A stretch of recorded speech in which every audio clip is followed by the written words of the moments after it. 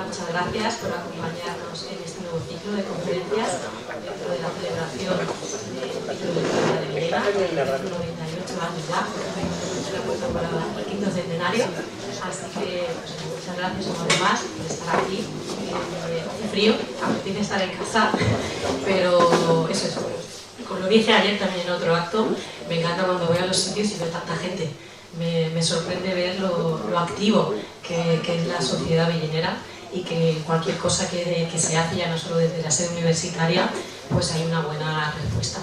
Así que empezamos con la primera conferencia. Voy a presentar al ponente de nuestra primera conferencia.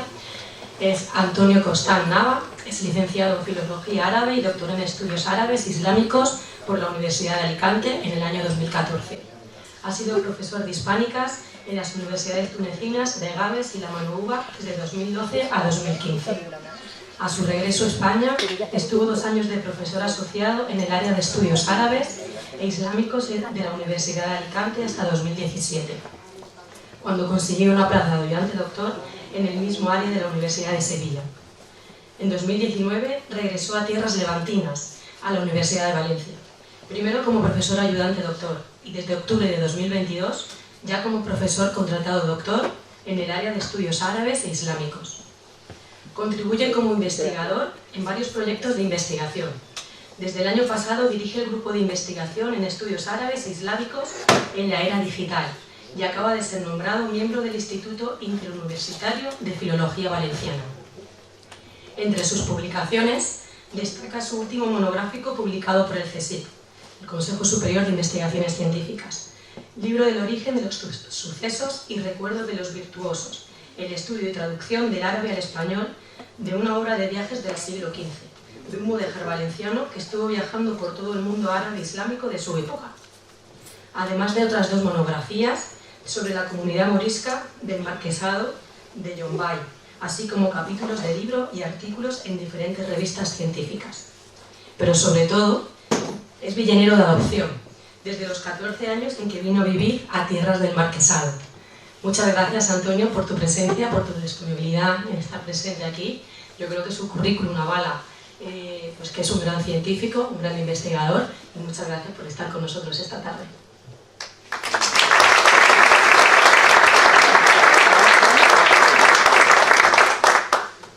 Pues buenas tardes y bueno, antes de nada quiero agradecer a todos los presentes porque, como ha dicho es un placer ver un foro así tan lleno. O sea, no sé a quién se lo comentaba antes de empezar, digo, en la universidad cuando hacemos este tipo de congresos no llenamos los foros. Los alumnos salen corriendo y tenemos casi que obligar a que vengan a las actividades, ¿no?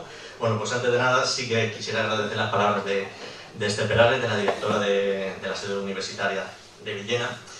También quiero agradecer especialmente al Foro Cultural en Salicornio, a María Ángeles Alonso y a David García, que han sido los que se han puesto en contacto conmigo para invitarme.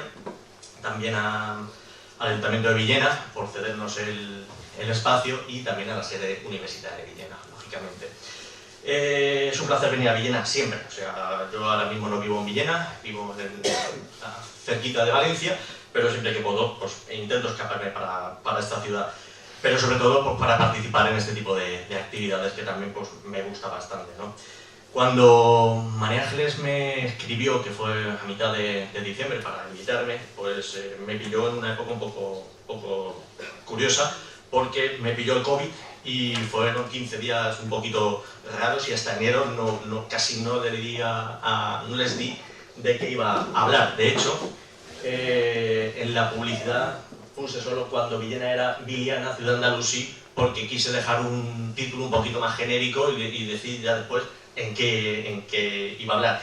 Y ese en qué voy a hablar es lo que he puesto en la postilla hoy, que es noticias de Viliana, villaneros o villeneros y otros restos lingüísticos en árabe. Lógicamente, villaneros no existe, ningún texto lo vais a encontrar, eso sí, pues juntar Viliana con el gentilicio en castellano. ¿Y por qué? Bueno, pues tratar lo que es la historia de Villena en época islámica, y esto cualquier persona que haya ahora mismo aquí, que haya leído un poquito y que trabaje en arqueología o en historia sobre esto es una tarea un poquito ardua, sobre todo en cuanto a fuentes documentales, que es lo que yo me voy a tratar un poquito hoy aquí. Es tarea ardua también porque las primeras fuentes, o las fuentes que todos hemos oído hablar, por ejemplo, del pacto de Teodomiro, o habremos escuchado ese pacto, pues que yo tengo que hablar lógicamente de él. Bueno, pues nombra una serie de ciudades y tampoco está muy claro que Villena pues aparezca por ahí. Hay que recordar también que las fuentes, o más fuentes escritas, las tenemos a partir del siglo XIII. Claro, los musulmanes llegan a la península en el siglo VIII, hay muchos siglos de por medio, pero es cierto que a partir del XIII, lo que son las fuentes sobre el Levante peninsular, bueno, pues hay muchísimas más de lo que podemos, que en épocas anteriores. El profesor Alfonso Carmona, de la Universidad de Murcia, ya jubilado, en un artículo, dice así: desaparecieron los registros notariales, los archivos de la Administración Islámica de Justicia, los catastros, etc. Aunque nos quedan, eso sí, algunos libros que afortunadamente acompañaron a sus propietarios o a veces a sus propios autores, es decir, que nos queda alguna cosita. Hay otro arabista, historiador, el marroquí Ahmed Tahiri, que también dice que ojalá en un futuro podamos obtener alguna información a medida que salgan a la luz la gran cantidad de documentos que existen en distintos archivos del norte de África todavía sin catalogar. Son esos documentos que los musulmanes en su exilio, en su expulsión al siglo XVI, pues se llevaron al norte de África, que están ahí todavía por investigar. De hecho, vuelvo otra vez a Ahmed Tahiri en un artículo que sacó sobre respecto del pacto de Teodomiro. En su introducción dice algo así como que los arabistas que se interesaron por el pasado andalusí del distrito, o la Cora, la zona de Teodomiro y del Levante andalusí, no se detuvieron en echar la culpa a las fuentes árabes consideradas habitualmente contradictorias, confusas, imprecisas y parcas. Y eso lo hemos tenido así en todo el siglo XX y prácticamente hasta hace muy poquito, que parece que ya se están poniendo las cosas un poco más en cara en el siglo XXI. Esta valoración somera ha venido ganando terreno entre los eruditos historiadores, que no pararon también de quejarse de esa escasez de las fuentes árabes y de la pobreza de los textos árabes sobre la vida social y la organización territorial. Es cierto que los textos geográficos árabes responden muy poco a las preguntas que nos hacemos sobre tan dilatado periodo. Esto lo apunta Carmona. Las obras cronísticas y los tratados onomástico-biográficos, comúnmente utilizados por arabistas, historiadores y arqueólogos, tampoco abundan en detalles sobre cuestiones territoriales. En este caso, como en otros similares, pues es imprescindible llevar a cabo una lectura otra vez exhaustiva de todas esas fuentes que todavía tenemos y que ya han empezado a aparecer otras cuantas más, ¿vale?, para lograr la suficiente colecta de datos que permitiera realizar los oportunos análisis y reconstruir la estructura de esa zona en constante evolución. El cuándo aparece Villena en la historia andalusí por primera vez sí que va a ser, voy a hablar un poquito de ello en esta conferencia, y hacerlo de este modo pues implica empezar con un asunto que ha traído numerosas páginas, mucha tinta, que es ese pacto de Teodomiro. Desde el siglo XIX, ese pacto, bueno, pues ya empezó la polémica. Estamos hablando de una polémica que ya lleva pues, 100 y pico años. De hecho, cito por ejemplo estudios actuales como el de la catedrática María Jesús Viguera, que también está jubilada actualmente. Tiene un artículo que se llama Apuntes que Julián Rivera realizó sobre el pacto de Teodomiro, sobre la correspondencia entre Julián Rivera con su maestro Francisco Codera, para ya ver cómo se inicia esa polémica, ¿no?, sobre ese primer pacto, que luego veremos cuál es. Hemos tenido recientemente otros eventos, otras actividades, otros foros, como por ejemplo el de hace 10 años en Murcia, la formación de Turmit, el de Tratado de Orihuela de la Fundación de Murcia. Salió un fabuloso monográfico publicado en Humanista en el 2015, el congreso que se celebró en 2019 a raíz del 775 aniversario del Estado de los Manuel, y que ha dado un libro también muy bueno, que es La frontera que une, que estarán, yo creo que todavía están haciendo presentaciones de este libro por toda la zona, amén de otras contribuciones que destaco Por ejemplo, que me ha gustado mucho, la de José Fernando Domene Betú, la etimología del topónimo Villena, publicada en unas actas del 2017-2018, si no recuerdo, 2017 creo, y también las que vienen realizando tanto Laura Hernández como Sonia Gutiérrez para esclarecer también a través de la arqueología ese paseo islámico que tenemos de la ciudad, ¿no? No voy a entrar en qué tipo de pacto se firmó, que también ha dado mucha tinta, es decir, qué tipo de pacto fueron los que firmaron entre los cristianos y los musulmanes. Dicho esto, la problemática con la mención de Villena es que ya desde la primera fuente árabe que recoge este tratado, pues ha generado controversia en cuanto a si Villena sale o no mencionada en esa fuente. Me refiero a la primera fuente en árabe, que es la de Al-Bodri, que es del siglo XI. Recordemos que el pacto se firma en el siglo VIII, 713, pero la primera fuente que tenemos es del siglo XI. La pregunta es, ¿por qué pasan 3 siglos hasta tener ese documento en árabe? Bueno, cierto es que no ha pervivido ningún documento árabe andalusí o extrapeninsular anterior al siglo XI en España. Tampoco, según lo que conocemos los árabes, lo que estamos un poquito en el campo científico, tampoco en el Magreb, ¿vale? Es decir, apenas no hay nada. Los primeros documentos escritos en árabe que poseemos los proporcionan la epigrafía y la numismática. En cuanto a epigrafía, los textos más antiguos son los de 2 lápidas conmemorativas de la restauración del Alcázar de Mérida en el 835 y así como un capitel con una inscripción de la mezquita de Sevilla de tiempos de Abderrahmán II. Estamos hablando del 822-852. También tenemos la compilación de inscripciones que realizara Levi Provenzal, donde encontramos otras 5 inscripciones también del siglo IX. Más interesante es la numismática, porque desde el mismo momento en el que llega el ejército musulmán a tierras peninsulares, el ejército musulmán acuñó una moneda fraccionaria para pagar a sus tropas, que son los conocidos como feluses de conquista. En estas monedas aparece la expresión, por un lado en una cara de Fekir España, y en la otra aparece Al-Andalus Amal, ¿vale? Volveremos a la parte árabe. Es decir, se incluye una leyenda latina para que puedan ser entendidas por una población local que no conocía el árabe, también incluso a soldados ya de propios autóctonos que pasan a englobar el ejército musulmán y también no conocen el árabe, lógicamente, pero volveremos a todo conocer el árabe. Hay que resaltar que se han hallado feluses de conquista acuñados también únicamente en latín, sin leyenda en árabe. No son muy numerosos, pero tampoco esporádicos, son acuñaciones sobre la marcha, también buscarían esa comprensión y aceptación de la nueva moneda por la población local.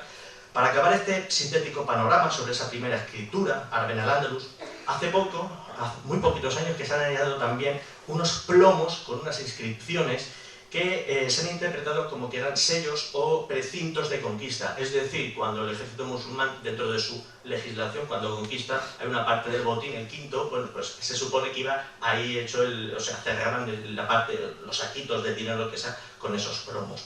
Se han encontrado en varios lugares, incluso se han encontrado hasta en la parte de la Narbonense, es decir, en el Pirineo francés oriental, en Sevilla, en colecciones particulares. Son inscripciones muy elementales, se trata de los únicos documentos escritos y materiales que nos han quedado de esa época, de ese principio de la conquista. Su grafía es muy tosca y son escasas las palabras que contienen. Además, están en un alfabeto árabe sin puntos diacríticos. Ahora volveré a esto de los puntos diacríticos porque es muy interesante. ¿A qué se pudo deber esta situación? Básicamente a la situación en la que se encontraba la propia escritura y la propia normativización de la lengua árabe en el 713. Hay que recordar que el Corán le fue transmitido a Muhammad, a Mahoma, entre el 610 y el 632, hasta el mismo momento de su muerte.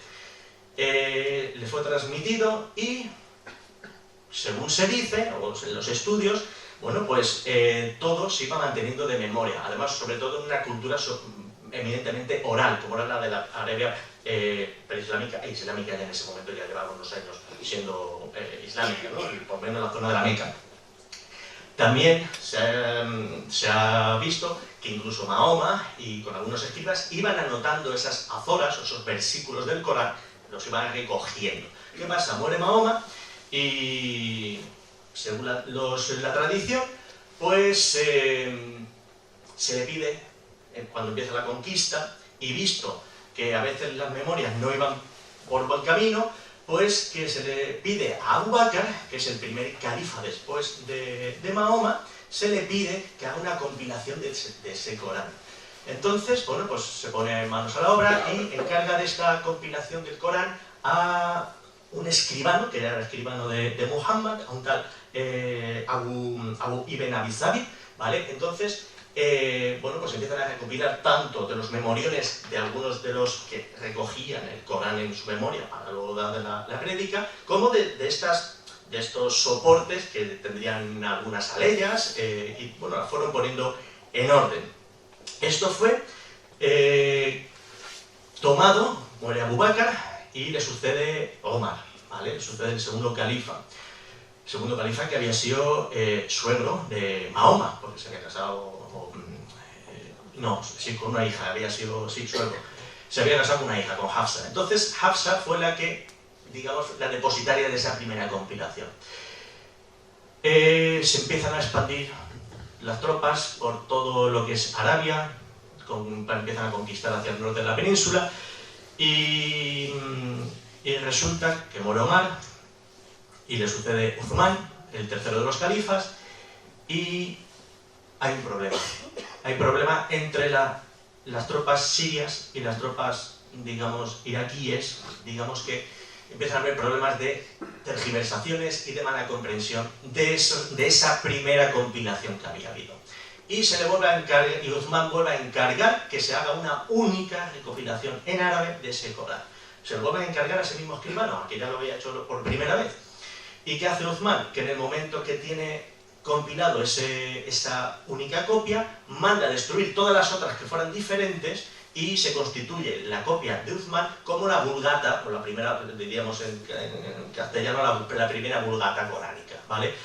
Esa sería la Vulgata a partir de la que se copiarían otros 5, 6 o 7 copias que se mandarían a los centros de poder que ya estaban establecidos en Damasco, ¿vale? Habían ya unos 4 centros de poder y a partir de los que se realizarían otras copias. ¿Qué le pasaba a esta copia de Uthman? Uthman muere y le sucede a Ali, el primo del profeta. Pues esta copia estaba en un árabe que se llama, bueno, que es un árabe tosco, ¿vale? Muy primitivo, que solamente lo puede identificar, o leer alguien que se lo sepa de memoria. Es decir, lo que vale es la memoria, no tanto lo escrito. ¿Por qué? Porque a la escritura le faltarán una serie de detalles que puede dar lugar a tergiversaciones. Entonces, con Ali se empieza ya a intentar clarificar o manda a otro escribano, a Duali se llama, que perfeccione la escritura del árabe.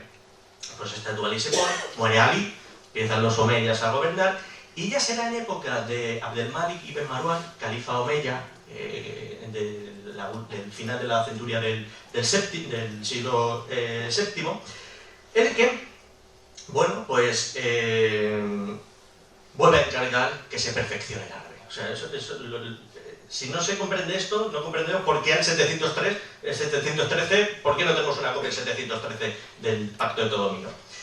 En la época de este Abdelmalik, bueno, pues se le encarga otra vez a Duali, que era el escribano de Ali.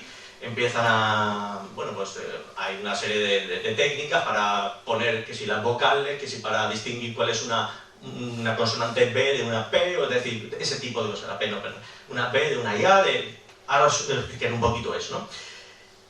Abdelmalik sería el que también estableciera luego la lengua árabe como la lengua oficial del Estado, de la administración del Estado Islámico, ¿vale? Pero claro, estamos hablando de una lengua árabe que está todavía, que no se puede bien escribir, ¿no?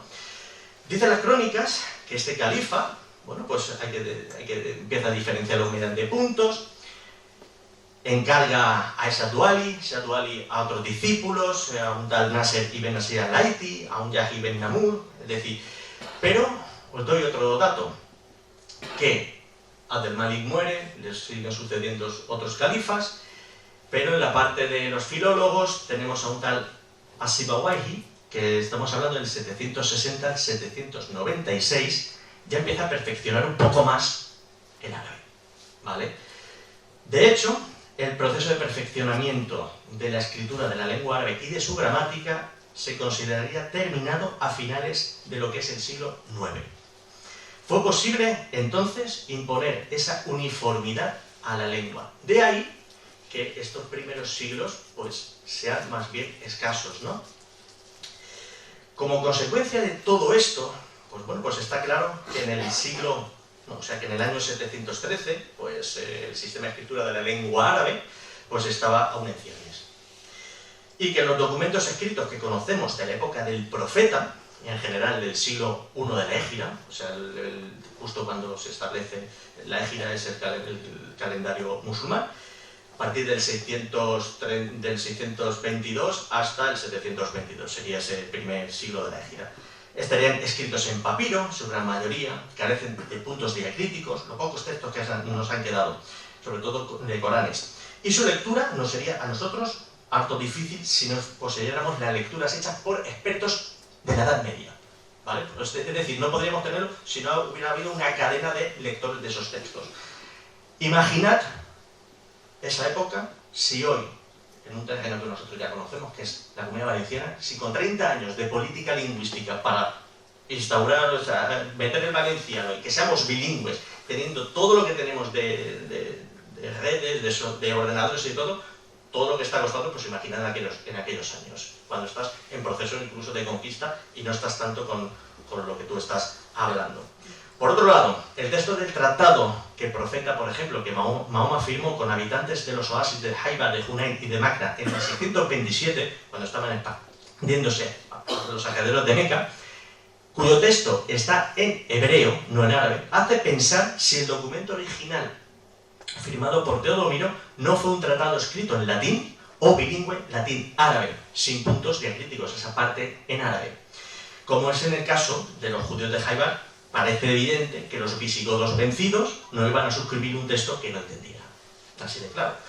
Pongo, por ejemplo, esta diapositiva para que vean un texto sin vocalizar, o sea, sin los puntos diacríticos, la de arriba serían 3 consonantes, que poniéndole los distintos puntos, como ven ahí, la primera palabra bait significa casa, la segunda bit significa hija y la tercera vaina significa entre.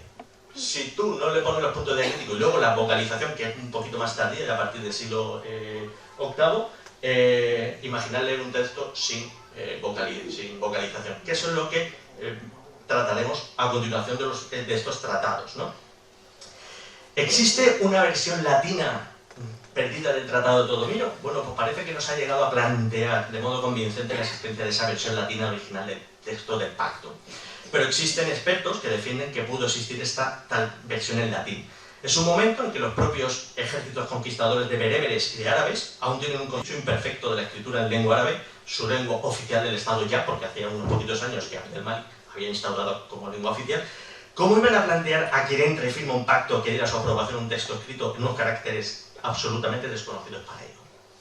En esta situación cabe plantear pues, varias posibilidades. Una, que hubiera un pacto bilingüe árabe-latín firmado por los dos responsables del pacto, que hubiera 2 documentos, uno en árabe y otro en latín, firmados cada uno de ellos por los 2 pactantes, o que hubiera un único documento en latín que explicitara las cláusulas de modo que pudiera ser una plena garantía para el sometido a Teodomiro y los responsables de las otras ciudades.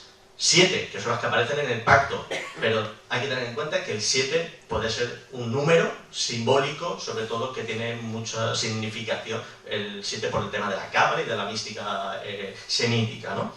Hay algunos expertos que lo plantean de esa manera, que había más ciudades en ese pacto. En cualquiera de las 3 posibilidades hay que considerar que esta copia latina bien estuviera en los archivos del Estado Omeya o bien en las manos de los sucesores de Teodomiro, ha podido ser un elemento de distorsión a la hora de explicar algunas determinadas anomalías en la transmisión del texto hasta llegar a la copia primera del siglo XI. De momento, esta hipótesis pues, se trata de una posibilidad razonable. Como no se ha conservado ningún texto, ni tampoco hay ninguna otra cosa que lo desmienta, pues no podemos tener tampoco una respuesta concluyente. Recordemos que el pacto que se firma en el año 713, de ese pacto tenemos en estos momentos menciones en el engarzado, voy a dar la traducción al español de lo que son las obras donde están recogidos. El engarzado de las noticias de Aludri, que estamos hablando del siglo XI, es el primero, en la columna de y las ciudades que mencionan. el deseo de la súplica de la historia de los habitantes del Andalus. Anteriormente, un libro de la derivación de las luces, del Oriolano, de Orihuela, Ar-Rusati. Es una obra perdida, ¿vale? Pero la mencionan sus discípulos, la mencionan que estaba recogido ahí su pacto, ¿no? Estamos hablando de Ar-Rusati, estamos hablando también de finales del siglo XI, principios del XII. El deseo de la súplica en la historia de los habitantes del Andalus, de un tal Abdabi, este ya es del siglo XII, es el que recoge otra vez el pacto, ¿vale? Tenemos una tercera. Y tenemos también el libro del compendio, que ha salido ahí también una copia del pacto, en el libro del compendio de las derivaciones de las luces de un tal Ibn al-Harrad. Ibn al-Harrad era discípulo de Ar-Rusati, ¿vale? Es decir, se ha encontrado que hay una versión en esa, con las ciudades que se marcan ahí a continuación. Tenemos después el libro del levantamiento de los velos ocultos sobre la bondad de la Maksura del Cartayani. Son muy rebombantes los títulos árabes, la verdad, son muy bonitos en ese sentido. De un tal Al-Garnati, ¿vale? Estamos hablando de aquí ya del siglo XIII-XIV, ya muy posterior. Y luego, la última, que es el del Jardín de la Fragancia de Al-Himyari, ya del siglo fines del XIII o principios del XIV, es una obra que ampliaría a otro miembro de su familia ya en el siglo XV. De hecho, la redacción final se estima para el 1461 de la obra de Al-Himyari. Al-Himyari sería, estamos hablando del último, es el único en el que se nombra algo parecido a Villena, o a Vilana, o en alguna parecido. Ahora volveremos a esto. Hay que resaltar que la primera redacción de Al-Udri, es decir, la del siglo XI, dejó en blanco las líneas en el manuscrito, dejó en blanco las líneas donde se ponían las ciudades del pacto. Es decir, ¿por qué? Se presupone que las dejó en blanco porque aquella copia de la que él estuviera copiando sería una copia de un texto sin puntos diacríticos, por lo tanto no entendía qué estaba leyendo y por eso luego tuvo que escribirlo y por eso empezamos ya a tener ese problema con Al-Udri, en las propias ciudades del pacto. De hecho, la ciudad de Balantala es una de las que más problemas ha dado tanto a arabistas como historiadores como arqueólogos para saber qué es la ciudad de Balantala. Ya en algunos han creído que es Valentia, ¿vale? Hay hipótesis, o sea, hay teorías, hay algunas teorías por ahí, pero los primeros investigadores decían que Balantala podía ser Villena, o sea, que se asemejaba a esa primera escritura. Lógicamente, Balantala, si la penúltima, claro, aquí no, si esto de aquí le quitamos un poquito, aquí arriba, Valentia. O sea, es que cuando te enfrentas a manuscritos árabes, muchas veces te das cuenta que el escribano, pues la tinta se corre un poco para arriba y puede designar Valentia perfectamente, y no Balantala, como se ha pronunciado. Tener en cuenta también que al no estar vocalizados estos textos, la vocalización luego la ponen los del siglo XI, siglo XII, siglo XIII, que ponen una vocalización que a veces no es la que debería de ser, ¿vale? Eso volveremos a la vocalización de esto, ¿no? Entonces, luego tendremos a Davi, que tiene una versión diferente a la de Al-Udri, pero por lo que se ha cotejado por los lenguajes, hay, digamos, como dos estemmas o dos líneas de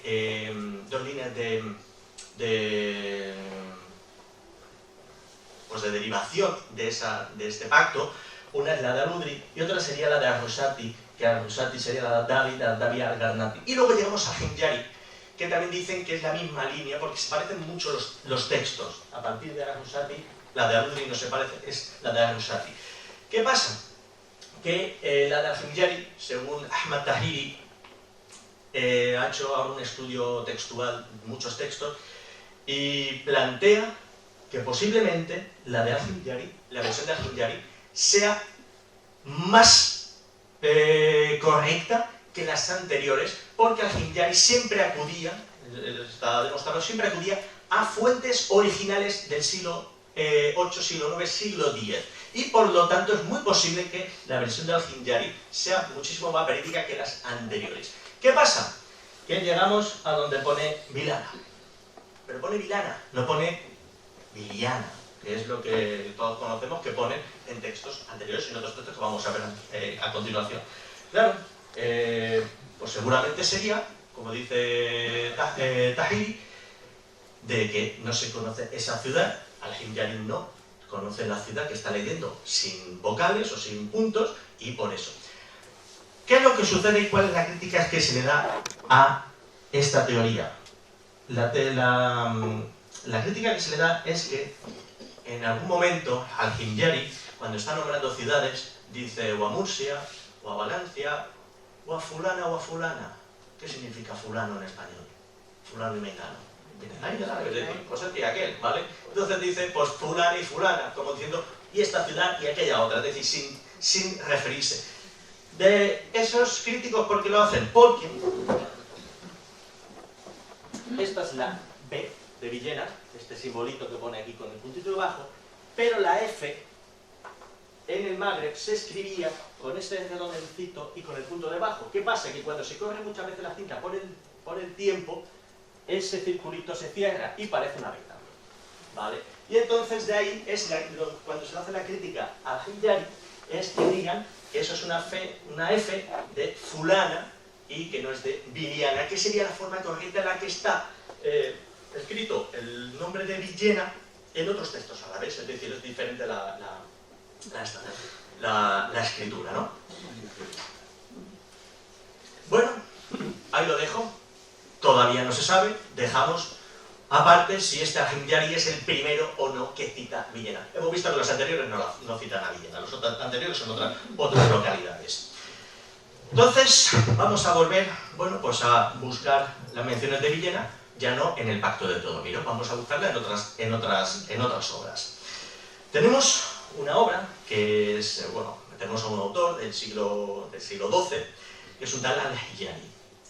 Un tal al-Hijari, que sería posiblemente el primero en escribir el término Viliana, conforme nosotros lo conocemos. Cuando digo término escrito Viliana, he leído en algún artículo que es verdad, que no, es cierto, el árabe, la lengua árabe solamente tiene 3 vocales, A, I, U, pero eso es el árabe clásico, es decir, es el árabe escrito. El árabe andalusí, el que habla toda la gente, sí que tiene una E y tiene una O, ¿vale? Es decir, igual que los dialectos actuales.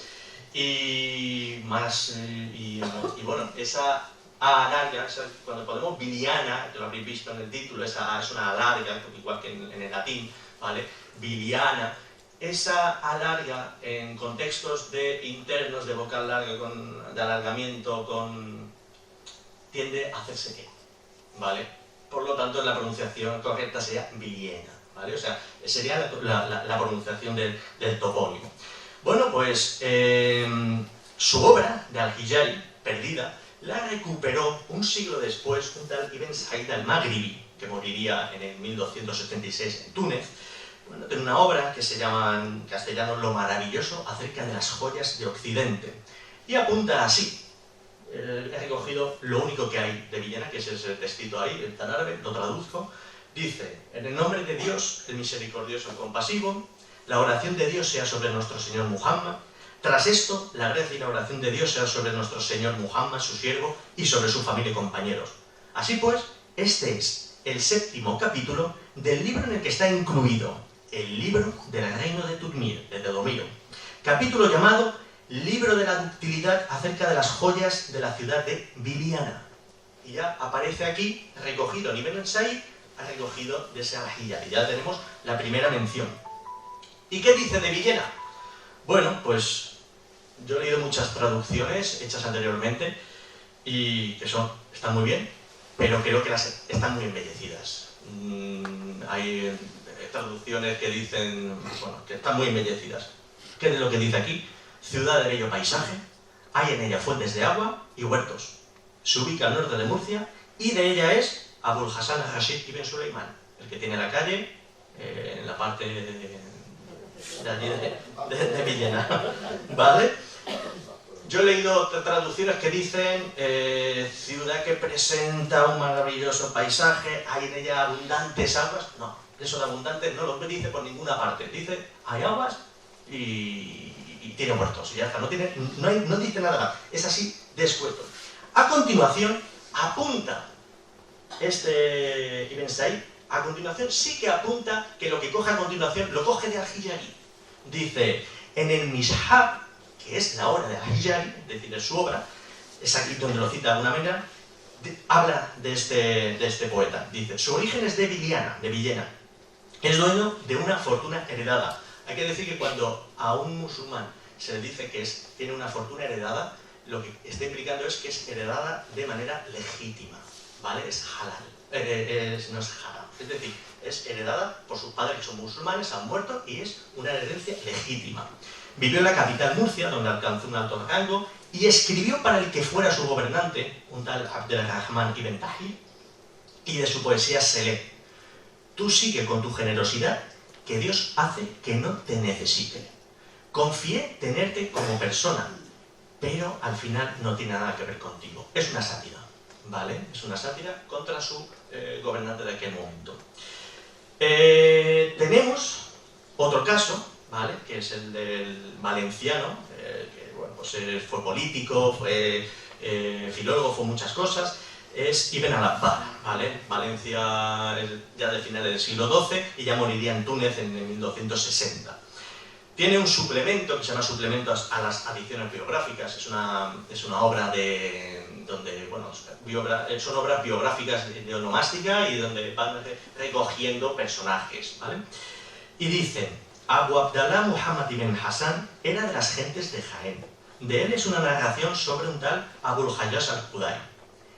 Ibn Ayyad informó diciendo, me encontré con él en Villena, del distrito de Murcia.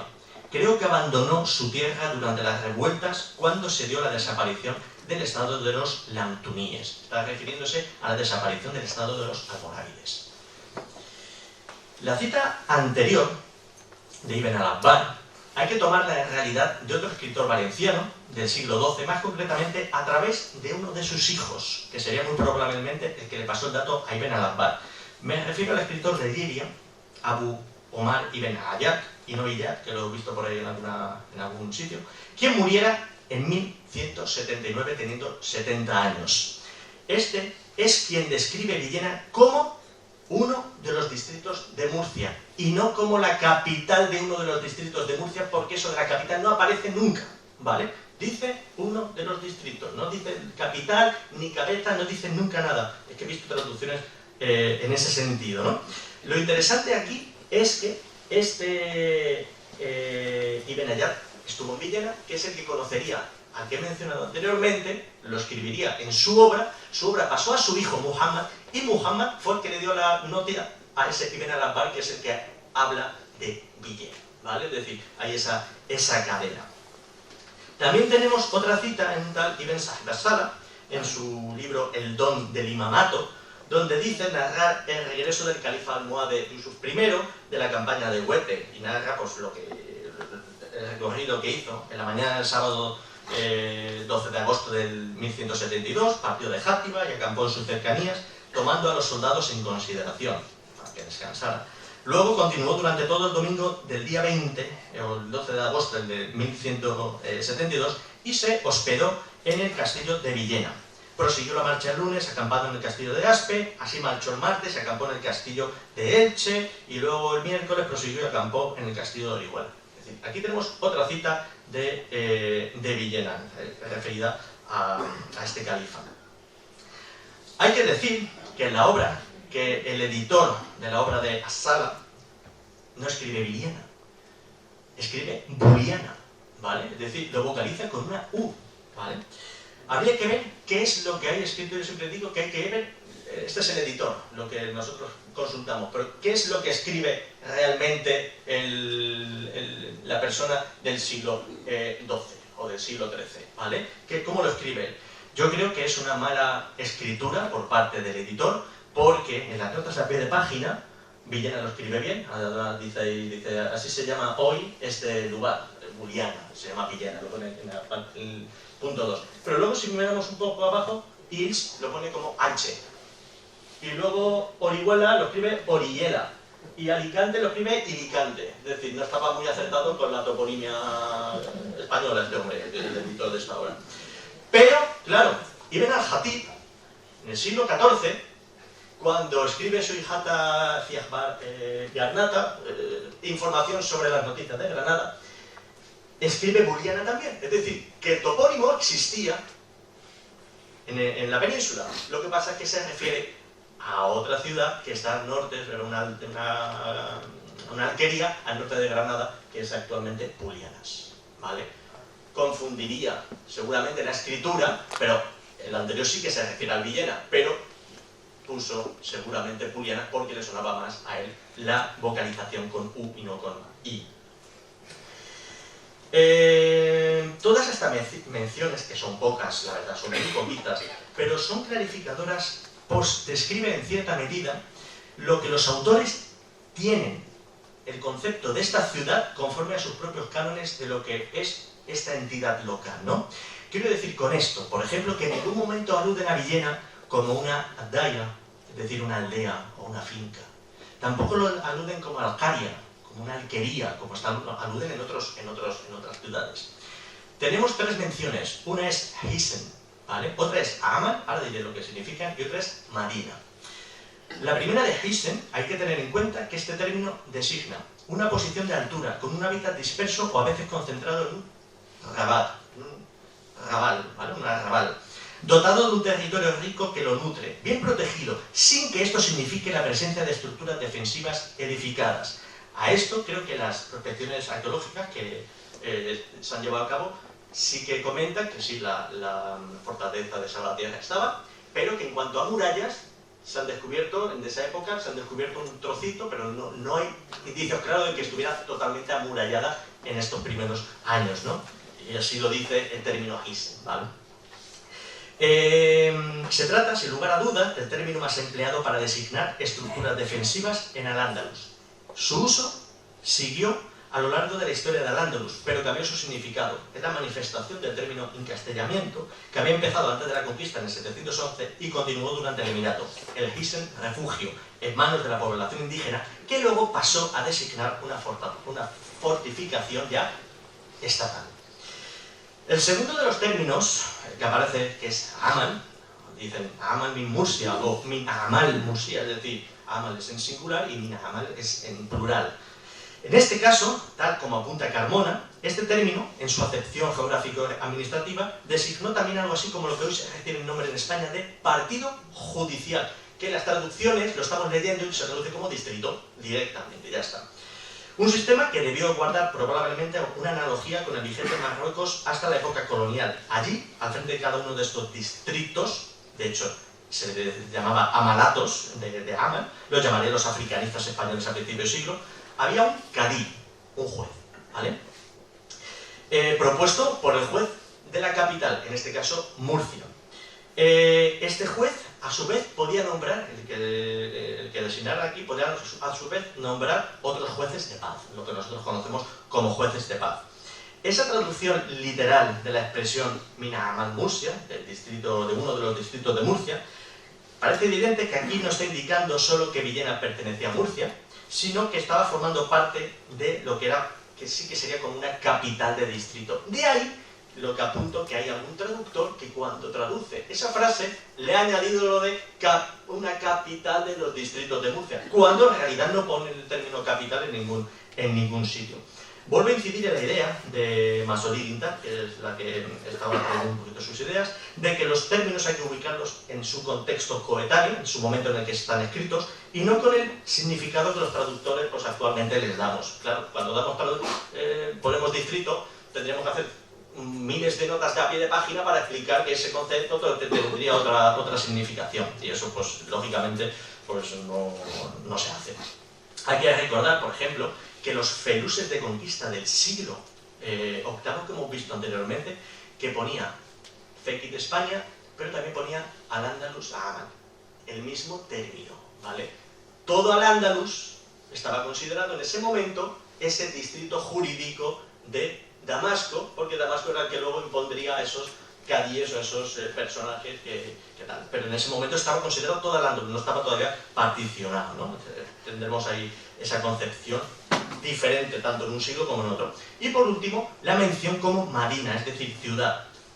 Y aquí apunto, que estamos celebrando en el aniversario, estamos celebrando el 500 aniversario, bueno, el 400 tal. Bueno, pues antes que Carlos V esta ciudad ya era considerada ciudad, es decir, que mucho antes ya estaba, ya podemos decir incluso unos siglos antes.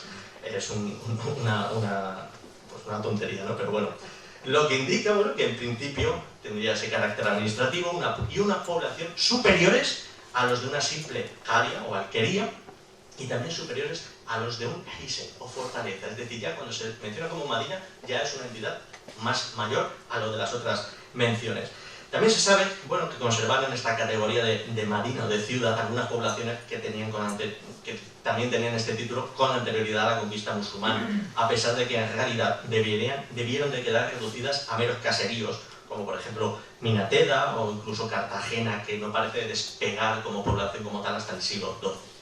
Villena pertenecía a un territorio del primer tercio del siglo XIII, disponían, en palabras de López Serrano, de una tupida red de poblamiento muy antiguo y consolidado, además de un alto grado de bienestar y esplendor económico. El siglo XIII, que es a partir del que más se menciona ya a Villena, sufre además, y sigo citando a López, un aumento demográfico que conoció al mismo tiempo un reforzamiento de la red de castillos y fortalezas de las vías de comunicación en el eje que unía Sevilla y Murcia con Tortosa, camino principal que pasaba por Sagunto, Valencia, Alcira, Onteniente, Villena, en la Elche y Murcia, con un importante núcleo poblacional en el entorno de esta vía de comunicación.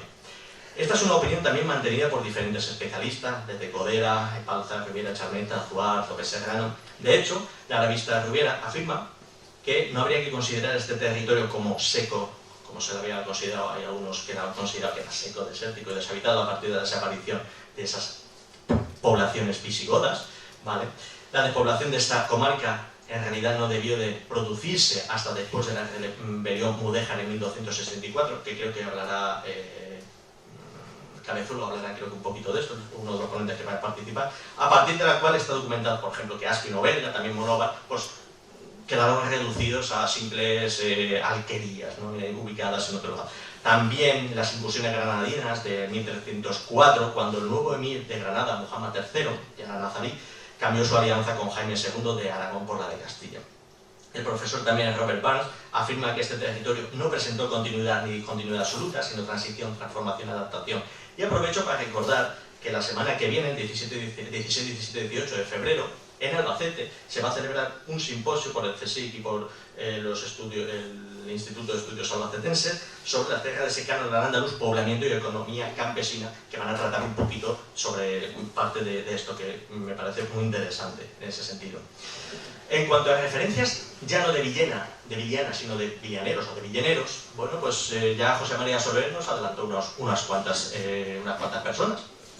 Tenemos un tal Caed Abdón Berberas, mercader, quien por su razón de profesión pues tenía necesidad de recorrer diferentes lugares de Castilla, para lo que solicitó al concejo de la ciudad pues un testimonio de su calidad de vecino, que no le fue negado. También recuperó el nombre de un tal Ahmed al-Billeni, yo pongo entre paréntesis un Hamid al-Billani en árabe, en referencia a uno de los integrantes de los síndicos y procuradores de la aljama de moros de la Huerta y de la Arrabal de Elche, que concurrieron a una asamblea entre cristianos y musulmanes en 1399 para establecer una concordia que evitara pues, muertes y cautiverios entre los de un bando y el otro. Más tarde, ya en una época alejada del medievo y en pleno proceso de expulsión de los moriscos de Reino Valencia, tenemos también noticias de otras 3 personas que ya estudiaría Juan Bautista Mirar, que las tengo como recuerdo, de un tal Juan López, que era morisco valenciano residente de la ciudad de Villena, tenía 66 años, una tal María, mujer de Joan Bota, morisco de Finestrat, de 34 años, que era esclava de Bartolomé Llobregat, vecino de Villena, y una tal María Sorac, de 28 años y natural de Planes, también esclava de un tal Hernando Medina, vecino de Villena. El profesor Lirola, de la Universidad de Almería, además se pregunta entre la relación entre Villena y Oanes en Almería, porque hasta en el siglo XVIII todavía se documenta el apellido castellanizado de Villani, de Villena, se localiza pues, a un tal alfarero, un tal Manuel Villena, en esa época, siglo XVIII. Otro originario de familia procedente de Villena es un ulema y cadí, al que se le ubica en Almería, citado por el historiador al-Suyuti, ya en el siglo XV, un historiador egipcio, y se trata de un tal Abu Abdallah Muhammad ibn Jafar al-Mustamil al-Aslami, y lo pone como el villenero, lo nombra así como el villenero. Este hombre, en verdad, nació en Almería, ciudad donde también falleció en 1363, seguramente por un rebrote de peste que sucedió en esas fechas. Su familia era originaria de Villena, siendo su abuelo, Jafar, quien se trasladara a Almería en el 1275 con su hijo Muhammad, el padre de este villenero. De su padre se sabe que fue cadí en diferentes lugares de Málaga, así como un sustituto de cadíes en Almería y también en Vélez y en Cantoria. Falleció en el 1335, y su hijo, este al-Villani, o el villenero, este Abu Abdallah Muhammad, estudió con diversos maestros, entre ellos su padre, y también un tal Abul Barakat al-Balafiqi, que era el cadí principal de Almería en aquella época. De su profesión se sabe que sustituyó al Balafiqi como cadí en algunos lugares almerienses, era experto en lectura coránica, en gramática árabe, además de juez, cadí, poeta y secretario. Se le conoce como escritor de poesía clásica árabe, además de un género que se llama urjuza, que es un género de poemas mnemotécnicos para retener, en este caso, teología dogmática y gramática árabe. Son sus dos urjuzas. Además, a mediados del siglo XIV, escribió un tratado titulado Reforma de la Intención acerca del curso de la peste, en el que se proponía la necesidad de confinar a todo el mundo para evitar la propagación de la peste negra. Hay que recordar que a mediados del siglo XIV pues hay una epidemia de peste en toda la península. Ya Ibn al-Hatir y otro almeriense, Ibn Játima, hablan en sus tratados sobre este suceso. Ibn Játima incluso tiene 4 obras dedicadas a la peste, ¿no? en este caso. Este manuscrito ha sido, de este tratado de la peste, ha sido recientemente, es decir, estoy hablando de antes de ayer, 3 años, 4 años, ha sido descubierto en la biblioteca de Al-Azhar, en Egipto. Por eso, es lo que he comentado al principio, que hasta que no se empiecen a descubrir esos documentos que están en archivos del norte de África, pues la historia pues, va a seguir pues, al día, ¿vale? Conforme se vaya descubriendo. Aquí tenemos la portada del manuscrito de Al-Villani, estudiado por el profesor Lioro de la Universidad de Almería. Este ejemplar, que con toda probabilidad, por lo que he leído solamente aquí en la portada, no sea el original, sino una copia del original, o una copia de una copia del original, no lo se sabe todavía, ¿vale? Pero sí que es cierto que no es el original, porque se alude al autor, el villenero, ahí lo tenemos, pero acto seguido dice Rahmahullah, que es Dios tenga piedad de él, una jaculatoria que eso no se emplea con personas fallecidas. Por lo tanto, el copista es el que ya está diciendo que este libro, pues, lógicamente, no es el original.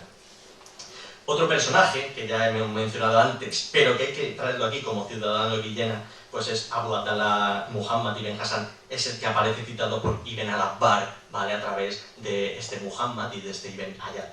Era de Jaén, pero viene a vivir a Villena, por lo tanto es de Villena, creo yo, en ese sentido, ¿no? A esta lista de menciones de Villena y de villeneros, pues hay que añadir uno más, que no ha aparecido. Aparece en el diccionario biográfico andalusí de Ibn Abd al-Malik al-Marrakusi, el historiador del siglo XIII, citando a un ulema probablemente de la ciudad, porque no especifica que sea de otro sitio, a un tal Abu Ram Said ibn Ahmad ibn Muhammad al-Kalbi, villenero, lo pone así, quien narrara en alguna de sus obras, que no se ha perdido o todavía no se ha encontrado, no se sabe el título todavía, de un tal Abu Zakaria al-Qasar. De momento no podemos decir nada más de él.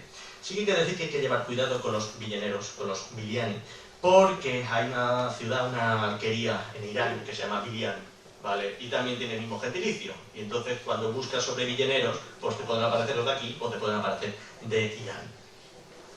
Siguiendo con la escritura en árabe que tenga relación con Villena, otro testimonio ya lingüístico que tenemos, que ya son restos lingüísticos, nos lo ofrece el castillo de la Atalaya, las subidas por las escaleras. No me refiero a la fortaleza de Villena, bueno, pues que sea un libro abierto como lo sea la Alhambra, ni mucho menos. La Alhambra es un libro abierto, me parece fabuloso, un libro que ha sacado...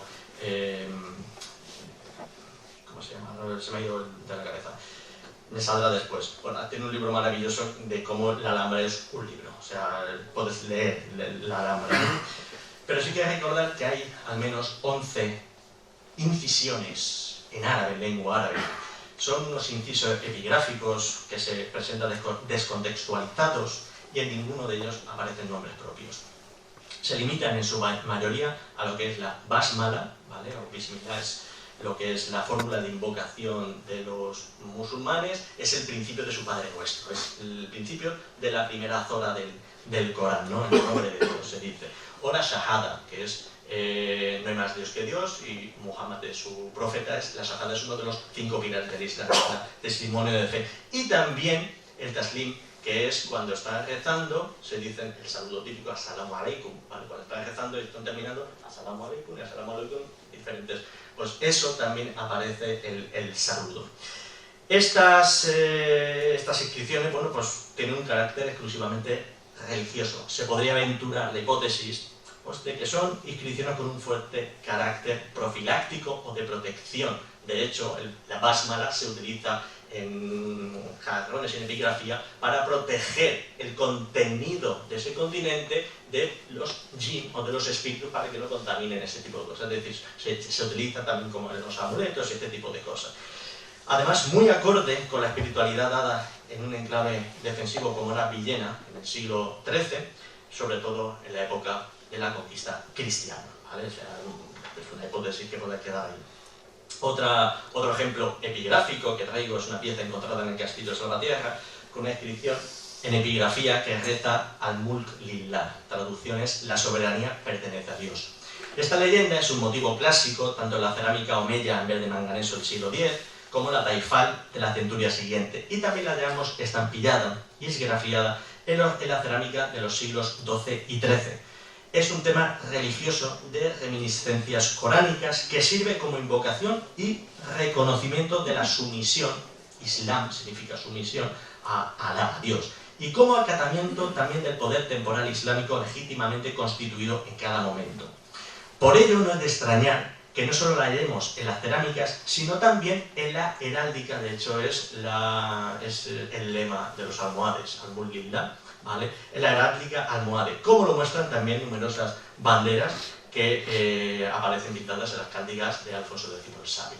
Aparecen recogidas tanto muy bien, es decir, al-Mulk Lillah, y luego también garabateadas sin decir nada, pero haciendo referencia a esto. Y bueno, para ir finalizando, porque yo no sé, yo me pongo a hablar y no sé qué hora es, pues bueno, me gustaría acabar que no toda la herencia que tenemos musulmana o árabe en la zona la encontramos en los textos documentales o en los restos materiales, sino que también en una parte de nuestro entorno, ¿no? Ya podemos escuchar de nuestras bocas, como son los topónimos o los nombres de lugar. No hay muchos, es cierto, pero todavía existen. Y no me refiero a los evidentes de atalaya, que viene del árabe atalaya, o rambla, viene también del árabe, rambla, de arena, o corrimiento de arena, rabal también viene del árabe.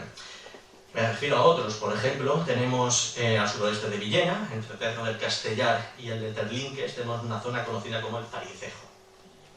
Palabra que procede del vocablo árabe andalusí asahish, con luego una terminación ejo, ¿vale? Que eso ya es han castellanizado, digamos, el término árabe. ¿Qué significa asahish? Significa balsa, estanque, charco, incluso alberca, lagar, también incluso.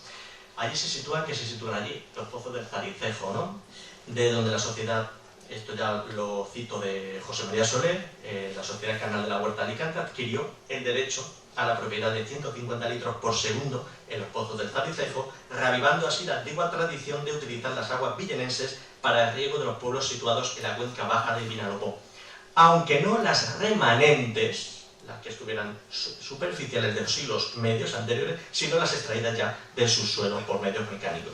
Existen variantes escritas y fonéticas de este étimo, por ejemplo en Murcia, lo ha estudiado por ejemplo Roque Pollington, en Zaraiche, Corominas también lo explica en su obra, con Zafarache, Safareich, y también posiblemente en la localidad extremeña de Jaraicejo. El segundo topónimo lo encontramos también al sur de Villena, en el paraje conocido como La Rajal. Eso es un error. Dime. El paraje se denomina realmente Arraal, con H intercalada. Eso es un error que se cometió en el catastro de 1992 porque se tomó la fonética. Me da igual. Quiero decir, me da igual que haya un H, que lleve un H o no la lleve. Quiero decir, me da igual. En las escrituras de propietarios de los años 50, los años 60 y anteriores, el paraje se denomina Arraal con H intercalada. La política del villenero es la Rajal. La Rajal, y es que en árabe es Rajal. ¿vale? Es que la escritura actual del término, ya con una J o sea una H, en valenciano, el término en árabe es rajal. En valenciano ha dado rafal, con F. Es decir, da igual que sea con H, con J, con, en lo que es el mapa topográfico del Instituto de Topografía, lo ha recogido como rajal, en ese sentido. ¿Vale? O sea, yo lo he tomado a mí lo que me interesa no es tanto el étimo ahora como está escrito, sino que la cadena de transmisión alude al étimo árabe rajal, que es, bueno, pues majada o hato para el ganado, zona de ganados. La RAE también lo atestigua así, es decir, además te lo dice que viene del árabe hispánico rajal, majada, aldea, también del árabe clásico rajal, punto de acampada también, ¿vale? Incluso María Jesús Riviera Mata, que era la catedrática de estudios árabes en Alicante, habla así: la función de los rafales, y aquí te lo coge porque está hablando de, su libro se llama Rajales, es decir, con H, sin H y con todo, y con Fs. Como rediles de ganado, viene confirmado por su ubicación en terrenos de secano o también zona montañosa. La transformación de un rajal, redil, en una cabaña de pastores y de ahí en una casa o varias de tipo rural viene dada por la lógica y se encuentra también en la evolución semántica de otras palabras hispánicas como majada, que de redil pasó a significar también casa. Eso en cuanto a este término. Tenemos otro término que es la Alceneda. Este topónimo aparece en la Sierra del Príncipe, al oeste de Villena, pero ya en término entre Yecla y Caudete. Este étimo viene de Asanat, que es ladera, subida e incluso cumbre de una montaña. Tenemos vocablos con esta huella en la Comunidad Valenciana como en Sanet, en Atzeneta, la Alsanet y en Cenet, es decir, ya recogido en la forma castellana, Alceneda, es decir, porque le metemos esa final, ¿no? Sigo con los alorines, vocablo que también aparece referido a la zona esta de a 13 kilómetros de Villena, aparece como alorines y aparece como alforins, es decir, tanto en valenciano y procede del árabe al-jurí, ¿vale? Que ha derivado en esas. De hecho, vamos a volver a Tahiri, al pacto de Teodomiro, a esta cuando os he dicho la B y la F que da Tahiri defiende, y Rubiera también, que bueno, que Ibn Bassan, en su obra, y cito a Carmona, dice: incluyó una larguísima carta escrita en la primera mitad del siglo XI por Ahmad ibn Suhayt al rey de Valencia, Abdelaziz ibn Abiamir. En aquel le recordaba la promesa que se le había hecho de concederle una finca en el reino de Tudmir, explicándole la razón por la que había sido objeto de tal merced, y era que el padre de Ibn Suhayt fue durante 9 años agente de Almanzor en el Levante. Al mismo tiempo, informa de las circunstancias en que se produjo la vuelta de su padre a Córdoba tras su cese voluntario, y cómo Almanzor no solo no gravó con impuesto alguno las enormes ganancias que había conseguido en el cargo, sino que le concedió de por vida una cantidad de trigo y de cebada para alimentar a su familia y numerosa servidumbre. Dichos suministros debían ser retirados, se le dice, de los graneros de tal sitio, min ahra fulana. Aquí sí que aparece fulana como de tal sitio, pero ese ahra alude a los jurí o graneros situados en los alorines. Y de ahí que Tahiri defienda que fulana no sea tanto fulana sino Villena, porque sí que es verdad que había unos graneros estatales en esta zona. De ahí es donde se mantiene o quieren defender que Villena es una de las partes del tratado de Teodomiro. También la profesora Rubiera Mata pues, es partidaria de esta teoría, ¿no? Y finalmente, el barranco de Almeda, allí, donde encontramos un arabismo referente a un accidente orográfico, igual que en Asenet, ¿vale? Que significa, viene de Almaida, que significa mesa llana, aplicada a cerros que nosotros llamamos muelas, la muela de no sé qué, pues ellos llamaban Almaida, y se ha quedado como topónimo castellanizado como Almedas. Hay unas cuantas, ya que hay otra, aquí tenemos esta de Barranco de Almeda, y bueno, yo creo que con esto es todo y nos vamos a cenar. Muchas gracias.